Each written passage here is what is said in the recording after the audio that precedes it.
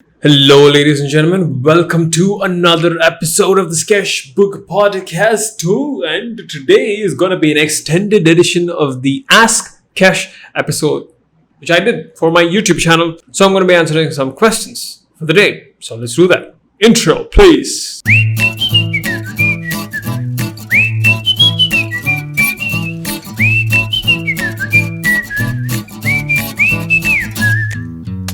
All right, so I recently did a Twitter Ask Kesh episode on my YouTube channel, and I was like, you know what, guys, I've been very inactive on Twitter, and I'm gonna sort of do a Q&A, something like that over there. And I told myself that I'm going to be more active on Twitter because lately I've been sort of diversifying, and I've been sort of playing the offensive game, which is, coronavirus happened, right? And most of these offline businesses got put off. And I'm thinking like, oh, what if something like that, similar to that happens online? And what if internet crashes tomorrow? What are some of the things that I can do? So I'm trying to establish myself in different platforms. What if one social media platform crashes or, it's gone tomorrow, right? Like TikTok got banned in India.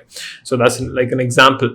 So I'm like, I need to be more, a better businessman, a better creator, better artist. And that means I need to play a game of offense more than defense. So I'm going to be doing more stuff on Twitter and posting more on TikTok because the app is still there on my iPad. So people cannot download the app in India, but the app is still there. So I'm going to be producing more on TikTok. There's a newsletter called 3 Point Thursdays. I'm going to be share like it's small pieces of ideas about art and creativity. I'm going to be sending that to my newsletter every Thursday. You can go and sign up for that thing on my website, keshart.in. So enough with the plugs. Let's get to the point of this podcast. And I hope you guys are well, by the way. Pandemic, right? It's a tough time to be in. Things are easing up here a bit in Chennai. So things are looking not good in terms of the cases, everyday cases. But hopefully we're getting back to normal lives, hopefully, right? So that's the thing. So anyways, I'm going to be answering some of the questions which I couldn't answer in the main Ask Cash episode on Twitter. So that's what I'm going to do. All right, so the first question would be, God, man, Jesus. Yes, worst client experience. So that is the thing. I haven't had that much of a really bad client experience thing, except for being severely underpaid for my client work, right? Other than that, I don't think I've had I probably have done like 30 client work gigs probably in the past 5 years because I didn't like doing client work because it felt very similar to working for someone else, which is something that I didn't want to do. But these days I do client work, and I only do it if it presents a good challenge and an opportunity for me to create something that's good, that goes into my portfolio or something like that. That is the only reason I do client work these days. Other than that, I'm not in it for the money of client work. And being severely underpaid, being paid late, and lots of changes, those are the things which I absolutely hate, right? Like clients being, of course, when you're young and when you're starting out, you don't know what to do. So one thing, you can do is actually, really ask a lot of questions and make sure what your client really wants, because they say something, but they mean something else. That is like a very good rule of thumb, and also they think they want this result, and the thing that they're asking you, and they feel like that thing that they're asking you will bring the result that they want, when in reality, that's not the result that they will get. So you need to actually really look for the problem that they're trying to solve rather than the result that they're trying to ask you to do. And that is something that you need to keep in mind. So that is something, that might help. So, being underpaid. The next question would be, hey, can someone get settled as a portrait artist? Well, I think they can. There are tons of people. The good example would be Shri Priyatham. He's a caricature artist. He's doing fine. I mean, he's doing good, and he's a caricature artist. So there are ways where you can, where you can sort of, in different fields of art, where you can actually make a good, decent living while doing it. You just need to be more intelligent, and you need to stop asking for unrealistic things like, oh, I need to be able to draw whatever the hell I like. I'm not being, if I come off too strong, sorry about that. You cannot ask things like, oh, I want to draw whatever I want and get paid for it. Yes, you can do that, sort of, but you need to sort of meet people in the middle, because you can do that if in return all you expect is personal satisfaction. If you want someone else's money, then you have to sort of do something that they want. That's like a good rule of business, and that is something that I see in the art community, right? With artists and generalists, that they're a bit selfish, and they think that meeting in the middle is somewhat some sort of like an artistic what do you say, artistic giving up. What is that word, man? I'm not able to. So it feels like they are sort of sacrificing something that they do. You're not sacrificing anything. You need to be of some service to make money in this world, right? You need to be of use for other people if you want other people's money. You cannot be like, oh, I'm going to do whatever I like, and you need to pay me money for it. See how entitled that sounds, right? So anyways, back to the original question by Vidhi. Vidhi, you can definitely settle and make a good living out of as a portrait artist. You just need to do multiple things, and you need to treat it like a business. And not knowing business is one of the hindrances most artists face. Not knowing how to do business is one of the hindrances most artists face when it comes to making a living out of artists. You need to treat yourself like a business. You need to be a businesswoman. You need to know what to do, what not to do. You need to know where money comes in, where money goes out. You need to think about all those things. You need to be smart. You need to be intelligent, and with that, you can definitely make a living as a portrait artist. Next question would be, I have this habit of making backgrounds of my illustration a solid color, basically orange, giving some gradient to it. What should I do to make it look a bit more interesting? This is like a very specific technical question. I do that too, right? Because it's sort of hard to make a fully illustrated background piece when you're posting on Instagram and things like that. So, it's very hard to sort of make that on a consistent basis. Here's a trick that you can use. You can take the line art of your piece and sort of make it slightly bigger, put it on one side and reduce the opacity of that thing, and that thing looks a lot better. So that is something that I do. These days, I try to sort of just focus on the core spot illustration, right? Telling a good story with the middle part of the illustration, and that itself brings more attention other than the background. So yeah, that's something you can try.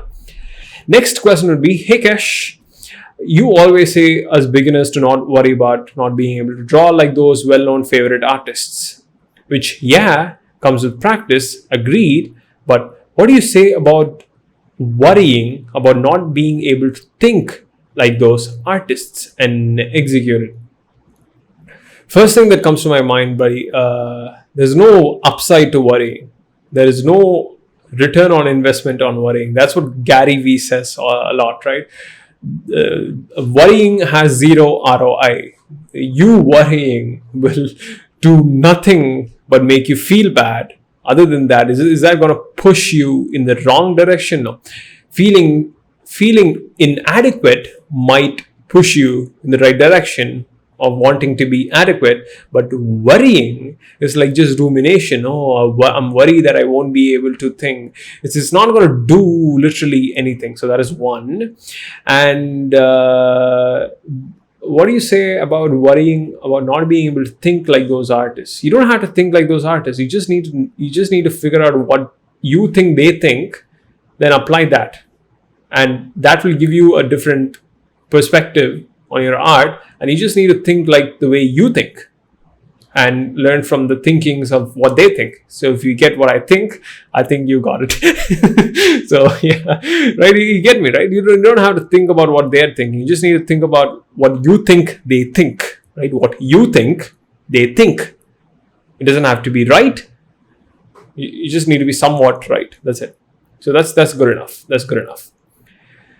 What application do you recommend for drawing a webcomic? I don't recommend any application. Yeah, I think you can do it pretty much on anything like Procreate, Clip Studio Paint, Photoshop, other things that are out there. It is more about what you do with those applications. That's what matters. When did you start your art journey? I think I've talked about this in the main video, Satya. I'm going to skip this question. Your favorite YouTube artist? There's this guy called, I think I'm going to pronounce his name wrong right now. It starts with Mohammed. He makes these really good lighting videos. He's very good. Marco Bucci makes really good tutorials on art and drawing. You should check those people out. Another artist would be I don't watch the mainstream YouTube artists a lot, like Vex, ZHC, Quarks, all these guys. They make good quality content, but for me it's more entertainment than art. But lately Vex has been very good. I saw some of his videos. He's really pushing. I like the fact that he really wants to be an artist and as a good video content creator as well, which is something that I'm doing as well. So he's making some good content. Who else? Jake Parker, obviously one. Will Terry is a wonderful YouTube artist. He doesn't draw on YouTube, but he shares good advice on YouTube about being an artist, being a freelance artist. He's got tons of experience. You should probably listen to him more than me, because he's been doing this thing for more years than I've been alive. So wonderful artist, got great perspectives on various things, a really wise dude. And I think he has a book on Kickstarter right now, What They Don't Teach You in Art School. I think I'm going to back that up, and I would highly recommend you check that book out as well. I'm not being sponsored or anything. I don't think Will Terry would sponsor me, but yeah, I don't think he sponsors anybody. So yeah, but you should check out Will Terry, a very, very good artist. I love that guy. So that is one. Who's your favorite YouTube animator? My favorite YouTube animator would be the odd ones out, without a doubt, and Domix. I like Jaden Animations for her animations. But I really love the story that Domix and Odd Ones Out brings to the table. And there's this another guy whose animation which I really like. He makes these recaps of all these animated movies and things like that. I don't know his name. You should probably type Avatar: The Last Bender animated recap on YouTube, and you'll find that guy. He has this very weird and quirky animation style, and he makes these good stuff, and it's very nice. Another guy would be Ginger Pale. It doesn't make a lot of animations, but he makes good. Whenever he makes an animation, he makes good quality animations. Another one would be, of course, the information channel, Kirk Gazat, the German channel, in a nutshell. I love their animations. It's so good. It's extreme. It's very well made, right? And another channel would be What Happened to Andrew, or what's that? Arnold. Yeah, Arnold. That's a show and on YouTube. That's a fun show. You should watch that. So yeah. Studies you did after your 12th class. I studied BSc Electronic Media, which is basically filmmaking. Didn't learn much in college. I'll put it out there. I learned most of what I know about filmmaking by actually making stuff for YouTube and watching films and watching YouTube tutorials. So yeah, I learned more from YouTube than from my college. I'll give you that. Especially Indian colleges, they suck. Yes. What helped you grow as a digital artist, and how it felt to suddenly jump from realism into digital? I didn't jump from realism to digital. I jumped from realism to making cartoony drawings and character drawings. And realism is a very easy skill. Of course, it's hard.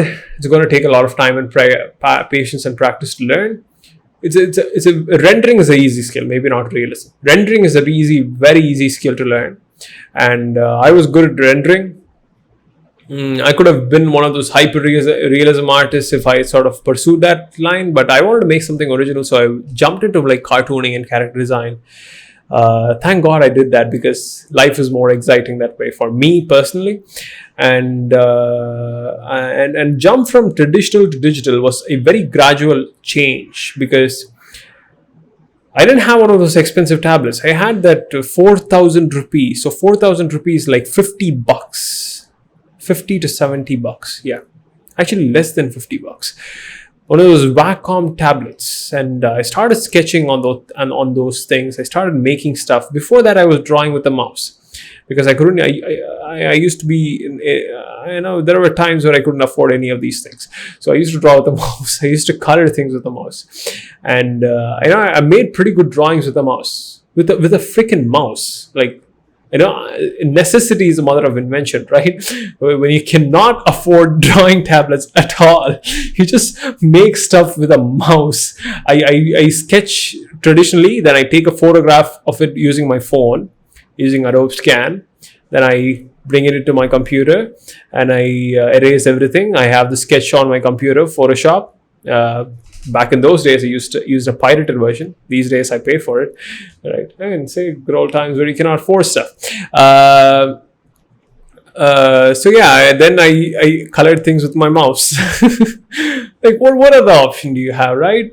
So I had to make stuff with my mouse. Then the transition was very gradual. I started sketching with my tablets. Then soon, when I started earning some good money, I was able to say buy good tablets. Then the biggest jump was during last year's 100 days of sketching, where I was sketching traditionally, then coloring things digitally. Then again, and also, last year. Then I bought an iPad last year during the last few weeks of 100 days of sketching. When I went from then on, I just went completely digital. And these days, I barely sketch traditionally. So, as traditionally is fun if you're doing it for mindfulness and meditation and things like that. But drawing digitally offers a lot of freedom, which I really like. Sketching is fun more traditionally, actually. How to draw better from regular supplies? You just learn to draw better from regular supplies. There's no other way. I mean, you force yourself to draw better with regular supplies. So the first ever realism drawing I made was with like these Camlin pencils, these very cheap Indian brand Camlin pencils. They cost like 200 rupees. That's like $4. And I didn't know anything about, right? Like tools and things like that. So I made a piece with that. The quality of that piece was really bad. And that was my first ever realism piece. The second piece, I asked my father to buy me, I was in school, by the way, then, and I asked my father to buy me these Staedtler Mars Lumograph pencils. That thing costed 900 rupees. That thing, for me, like back then, 900 rupees, it's like, you're like, man, 900 bucks. That is like $10, $10 to $12. Like 900 bucks. Holy freaking crap, man. I'm a rich artist with rich supplies. And I made this piece and it was like really awesome. So those things were really good pencils. So, you just force yourself. And again, like I said, necessity, mother of inventions. Does your hand cramp a lot while you draw? This is a very underrated topic that artists need to talk about. People who draw a lot need to talk about. I face a lot of wrist pains and elbow pains when I'm sort of going through these daily drawing challenges. Because as a creator of 100 Days of Sketching, even though the challenge is to just draw for 6 minutes, as a creator, I have an added responsibility to inspire other people to sort of take part in this challenge. So I have to make these good, high quality pieces on a consistent basis. Then my wrists started really paining during last year, the middle of last year's challenge. And it started really, it was really painful during the very start of this challenge, because not only I draw, but I also do a workout, and I do a lot of these pushing movements and pulling movements, and that's really hard on my elbows and wrists. One thing you can do is you need to really take care by doing a lot of mobility work. Mobility work meaning flexibility is just static. You're just holding something in a static position. Mobility work is you're working on your range of motion by doing a lot of repetitions, right? Like, circular motions for your joints and things like that, and moving in weird positions that loosens up your muscles. A good resource for you that you can check out to do mobility work is this guy called Tom Merrick on YouTube, Bodyweight Warrior. You can check him out, and he's got these videos, 5-minute videos on hip mobility and shoulder mobility. So two things as artists we need to do on a consistent basis is work on your hip mobility and work on your shoulder mobility and wrist mobility, right? Because hip mobility, because you sit a lot, we sit a lot, and your glutes, your hamstrings, your quads, basically your muscles on your thighs and your buttocks, there's a British way to say buttocks, will get really tight, and you need to do mobility work on those things. I think I'm going to start. I do yoga. That fairly helps from me. It sort of maintains things, but you need to do very specific mobility exercises to really help with those things. So I think I'm going to start doing some mobility work in the evening, because I've been wanting to sort of build an evening exercise habit. I think I'm going to start small, like 15 minutes. Yeah, because I've been doing like 15 minutes of morning yoga lately instead of my meditation. That's been fun.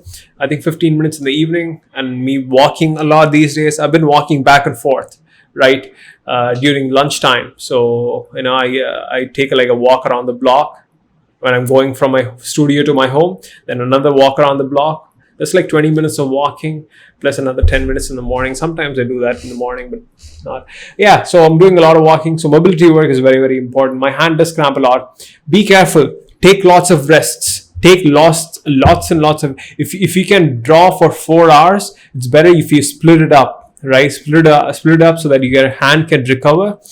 And not having rests and continuously drawing is one of the reasons most people face these tendinitis issues.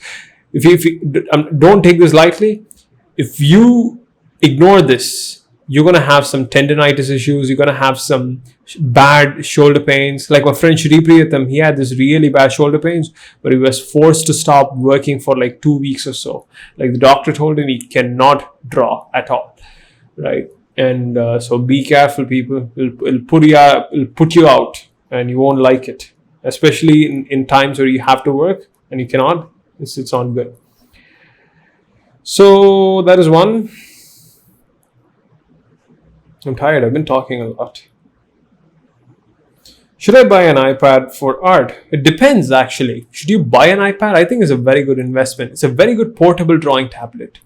Lately, I've been sort of getting bored with just drawing on the iPad. I think I need to get a full-on screen tablet. So I've been experimenting lately with this XP Pen Pro 15. So they sent me this tablet. They are very nice folks at XP Pen. They're sponsoring 100 Days of Sketching, by the way. You should go check out XP Pen _India.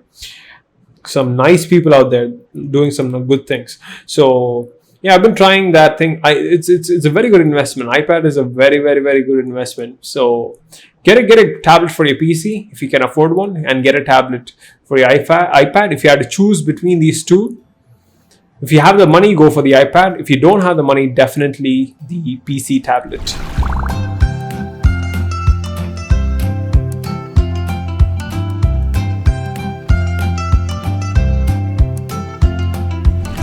Hey Cash, do you have any tips with recording your drawings, like lighting or framing?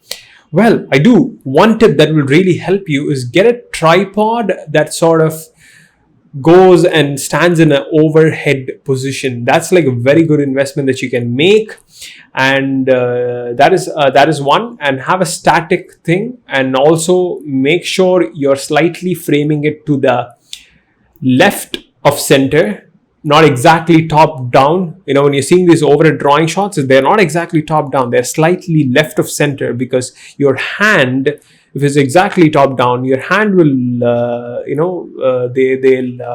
they'll cover the drawing that you're drawing. So left of center. So that is something that you can invest in if you have money. If you don't have any money in terms of things like that, I would suggest you place the camera, in a diagonal position to your left side if you're a right-handed drawing person, or you're to your right side if you're a left-handed drawing person, and record your drawings and post it like that. So there are some good 3/4 angles that you can do. You just need to experiment in that space. So those are two things that you can do. And lighting would be shoot in front of a window, like during say 10 o'clock to 2 or 3 o'clock. That's a good time for lighting. Sun is really up in the sky. If you cannot afford to buy lights, you can use that tip. Since my childhood, I used to draw cartoons, but after I started drawing, sketching, and literally I'm good at this. But I'm more interested in cartoons and caricatures, but I want to draw without any reference. What should I do to learn cartoon style? So the thing is, you actually learn to draw without reference by drawing from reference a lot.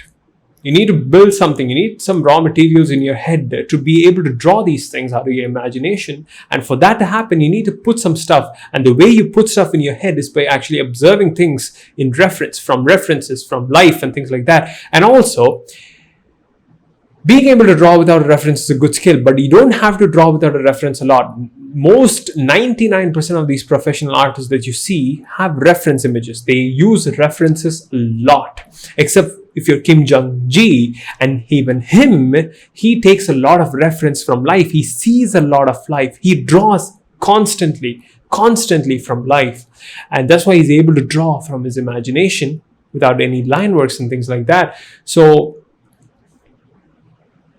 maybe stop fantasizing about this idea of being able to draw without reference, because most artists, including Kim Jong-ji, who's a fantastic artist who can draw without references, they're seeing a lot of things in life. They're putting those raw materials inside their head and they're processing that information and they're coming up with some, say, completely new imaginative ideas and drawings. So there's that. You don't have to. So yeah. Which cartoon character you want to become in real life and why? That would be nice. Which cartoon character would I want to be in real life? Funnily enough, have you seen that cartoon called Oswald? Oswald, right? That cartoon which is very calm and peaceful. Man, I used to love that thing. Life is very simple in the world of Oswald, right? I love that show. I love that show, Oswald. And if I were a cartoon character, I would love to be Oswald. Oswald would be like a very nice place to live in. Man, I wish life was that simple. I think it would be boring if it was that simple. Maybe life is good this way with problems and things like that. So yeah. What's your favorite part on making a drawing? My favorite part, without a doubt, the drawing process would be actually doing the initial sketch, because that's where you're sort of thinking about things, thinking about what to tell a story, like what kind of story to tell, and what's the idea and things like that.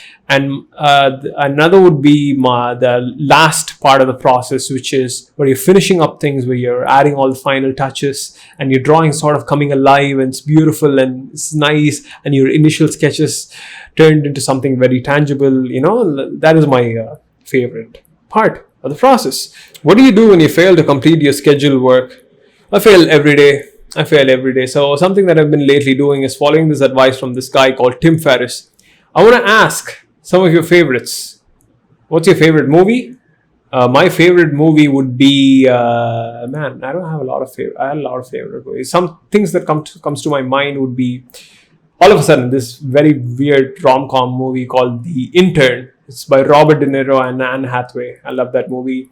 And Zootopia. I like Zootopia. I like most of these feel-good movies a lot.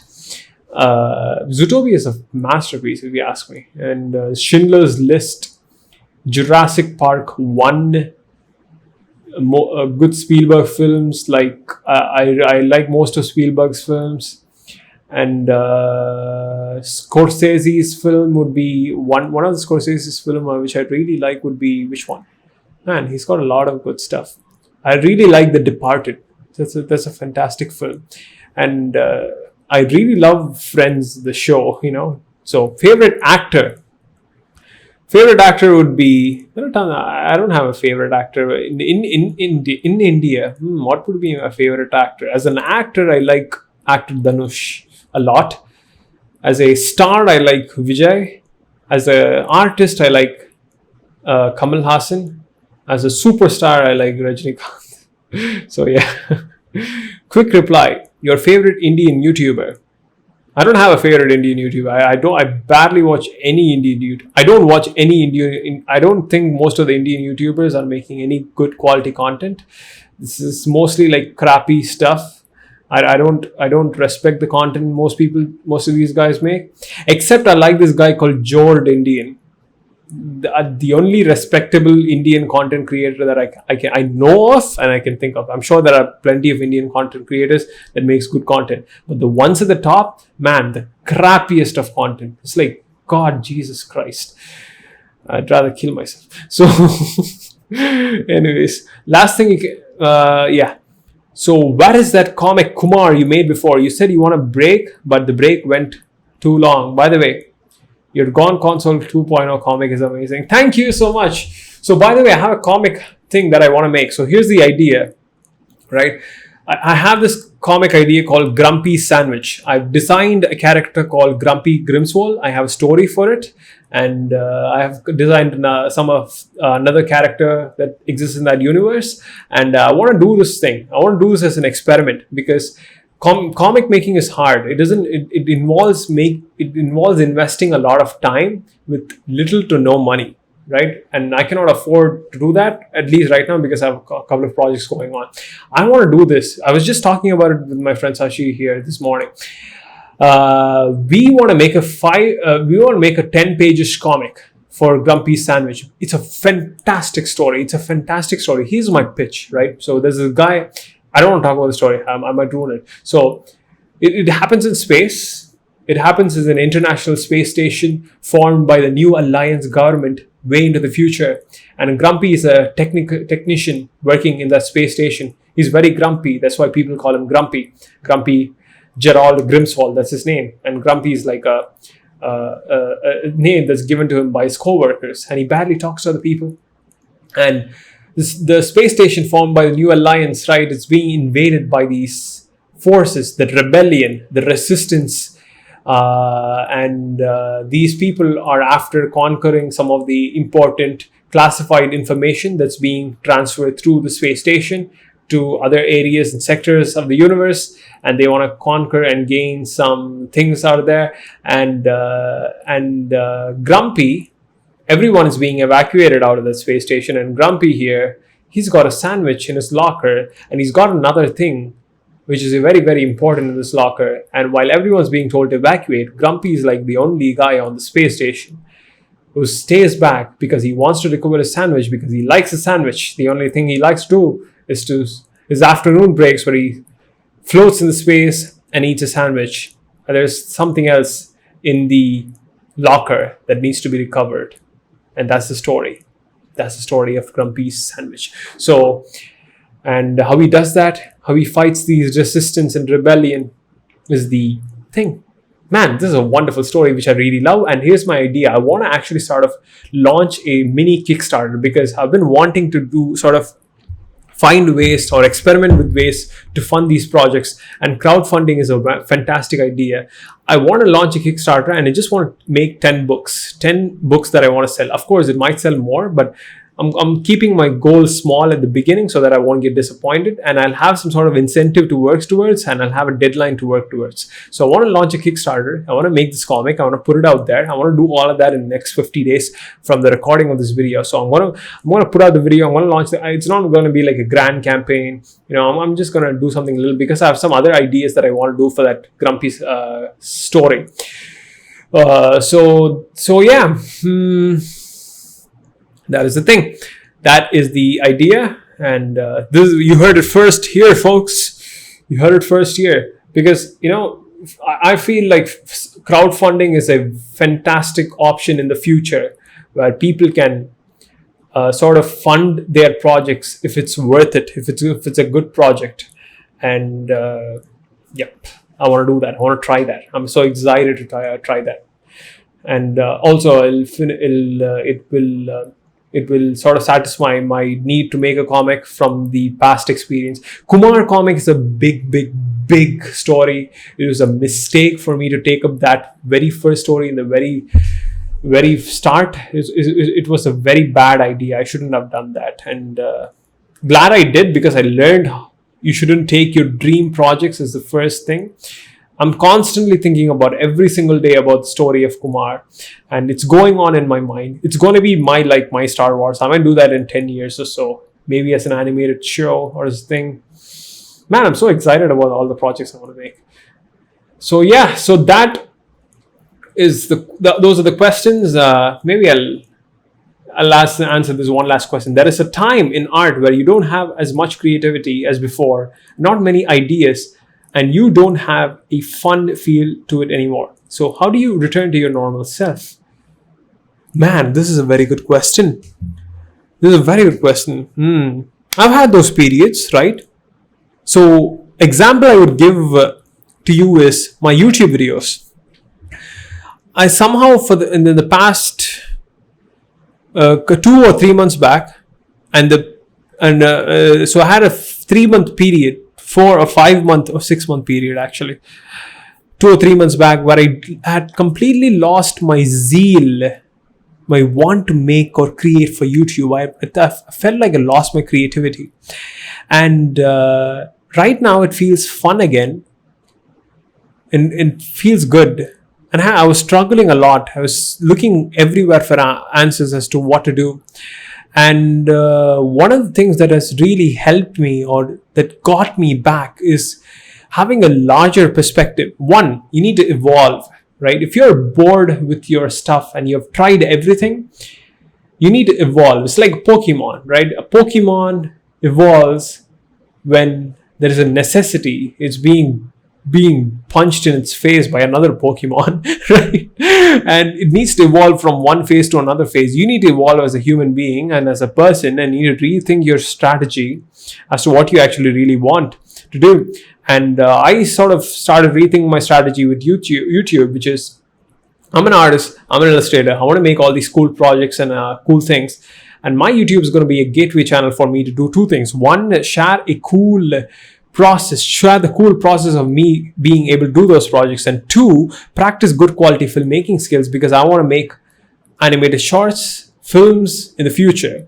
And YouTube is a place for me where I can sort of engage in the process of storytelling. And me doing all this will result in me creating a brand and a following where people sort of look at my work. And in the future, if I make films and things like that, I can show it to these people and say, guys, you know what? I've made this stuff. I don't have to go in search of a new audience from scratch. I already have an audience. So sort of connecting the big picture with the very small rewards that you get from doing these little things really helps. And think in terms of systems instead of processes. Think in terms of systems in the sense that, think like this: if I take up YouTube, I might be wasting my time instead of making films. Rather, think of it like this: YouTube is going to be like a place for you to sort of practice and make these mini films and short stories where you can try new ideas, try new things, improve, and do good stuff, instead of the other way around. Think in terms of systems and processes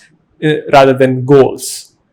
So, and also aim to constantly do something new and do something better in each and every single thing that you make. That keeps things very interesting for me. I constantly try to do something slightly better or different with each and every single YouTube video.